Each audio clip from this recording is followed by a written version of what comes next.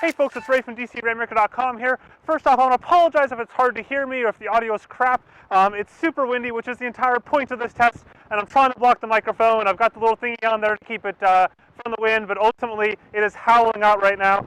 You can see it's actually shaking the Phantom 4. The Mavic is just low enough on the ground in the trees here. My guess it's maybe about a 25, 30 mile an hour wind, so about 40K. It's definitely pretty windy. So the point is to find out whether or not the Mavic can fly as well as the Phantom 4 in the wind. There's been plenty of discussion about that, at least speculation about that, that doesn't quite fly as well as the Phantom 4, the Phantom series. So I'm here to try it out. I'm going to go ahead and basically take them off, and I'm going to show you that, at close ground levels here, it's going to use the optical sensor, stay put. Then we're going to go above that, just do kind of a quick loop around the valley here, and see how things handle. Okay, so now we're ready to take off. I went ahead and just added a phone to that, which is why you and I see a phone there you didn't see it a second ago. That way I can see what I'm doing. First thing I'm going to do is start recording on both of these. So I've got that recording there, I think. And I've got this over here. So you press that, and I guess I'll press this again. Didn't quite take. Come on. There we go. Okay, so now that's recording. Next thing we'll do is go and take these off. First off, we'll do with the Phantom 4. So I'll pop this in the air right here. And now at this point, it's using pure optical sensors. So it's staying put, went a little bit forward there, but it's basically over this rock right here. I'm going to move it back a little bit just so it's out of the way of the camera. And I'm going to put that right there. So, you can see the tilt on that drone right now as it deals with that wind. Next, we've got the Mavic. Make sure it's not going to hit any rocks there.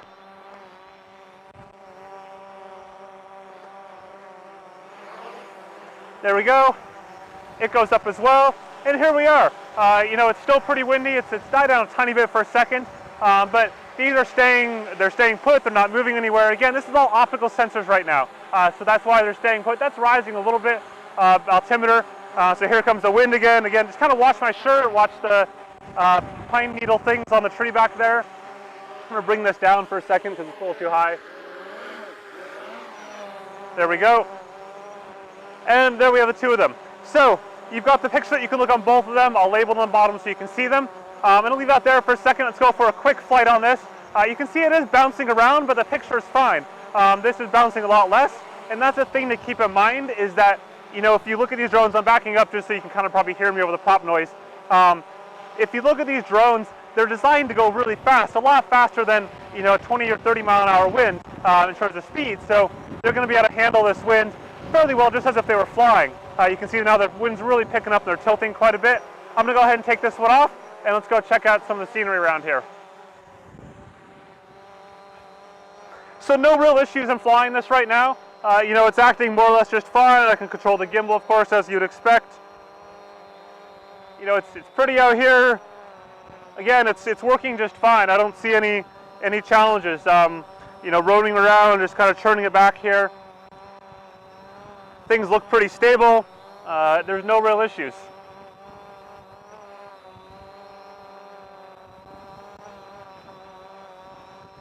There we go. Just going to go right now, just holding right stick so you can see that. It can go flying right, no problem. Bring it back forward again, and I'll bring it back to me. So far, so good. It's still pretty windy here. There we go. Bring this in. There we go. Okay, I'm going to pop him right there for the moment. Hopefully he stays there. Next, Phantom 4. Now this is going into the wind now. You can see it's definitely slower into the wind, just like the Mavic was. Obviously it's into the wind. That's the way it's going to work. So if you've got a 20, 30 mile an hour headwind, it's going to certainly be slower going that way than coming back. Again, going down. No issues there. Kind of pointing the gimbal down. The gimbal on this one's set a little bit faster than the other one right now. So it's going to be moving faster. There we go. Again, it's still howling out here right now. No problems with this drone either. And I've flown the Phantom in lots of heavy winds before, both cold and hot temperatures, and it's really got no issues there. Now I'm just going to kind of plop it up in the air, so now we're out of optical sensor range, kind of near that tree there, and we're going to see how well it holds. So right now I'm just going to put that there, kind of risking that it's not going to go floating into that tree. And we'll bring this guy back real quick. He's low battery, that's fine, we can ignore that. So you can see here as I kind of get this one slowly back in place, these, I mean, it's really howling right now. And both these drones are staying put there. Just gonna kind of pull this back so you can see the other one, just to see how windy it is. I'm gonna put this Mavic right behind the Phantom 4. There we go, just because that seemed like a fun thing to do. And again, no problems. I'm going to turn the Mavic around so you can see the Phantom 4, or turn the Phantom 4 so you can see the Mavic. See if you can see that right now. I think you can. Okay, there we go. So again, you know, they're staying put meter of each other right now, and I'm not concerned about it. I'm not controlling them at all. They're staying there in the air. They're above optical sensor range, so it's pretty cool. I've got the Mavic a little upset about battery life right now, so I'm going to bring him back real quick. There we go. Just going to bring him over here. Now you definitely see it slow when I try to go into the wind. I mean, there's no doubt about that on either of these two units. It's into the wind. It is what it is.